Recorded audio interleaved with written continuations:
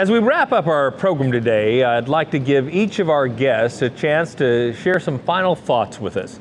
Steve, what might you have to challenge our audience? Kevin, I would advise you to seek out as many mentors as you can. I've been blessed with folks like Dr. Tim Steffens and Dallas Mount and David Pratt and Bert Tiekert. And some of the things that I've taken from them are successful people are cautious risk takers. They're risk takers. Yeah. They embrace change. They see change as not a challenge, but as an opportunity. Yeah. And sometimes within our industry, we get rooted in, as Stephanie said, we're so busy looking at the ground, we forget to look up and see what's around us. Yes. And I like that philosophy of being a cautious risk taker, not being afraid to change, a leader in the community, and embrace that part of it. We talked about diversifying businesses, and don't be afraid if you have the opportunity to go into a different career. Yes.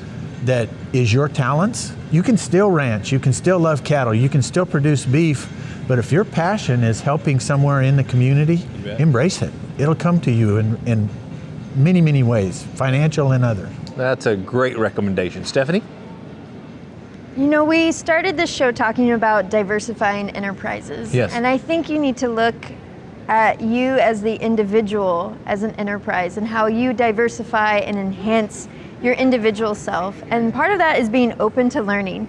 We're in all different stages of all different learning topics. You know, I've learned so much here today, and just watching Cattleman to Cattleman is already on that track to being open to learning about new voices and new possible mentors and that kind of thing. So I think my final thought is, you know, change is inevitable, but you can be prepared for that change by looking up and connecting and being open to learning. You know, learning doesn't stop when you leave high school or leave college. It's really a lifelong opportunity. And one thing I know about farmers and ranchers are they are incredibly dynamic people. You guys are always dealing with harsh weather patterns or droughts and all this kind of stuff. You're constantly learning, and it's just looking at different sectors of industry that you can take lessons from and apply it to your operation. So be open. In the words of Zig Ziglar, he always said, when you're green, you're growing, and when you're ripe, you rot. And that's a great challenge for being lifelong learners. Rick? I'd simply say we're temporary stewards of not only our land, but of our industry and of our families. And we need to make sure we develop all those things together. You know, at the end of the day, we have to leave this industry and our food supply in good hands. So let's make sure we look and we notice, we learn from our mistakes, but we're not afraid to reach out and find other opportunities. They're gonna come to us, some from our own families, some from other ideas, but make sure we look for them and look around the corner.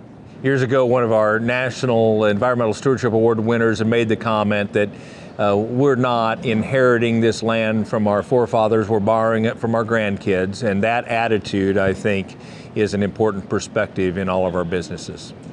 Thank you all for your time, for your insights, and most important, for the example you set for all of us in the industry to follow. We appreciate that.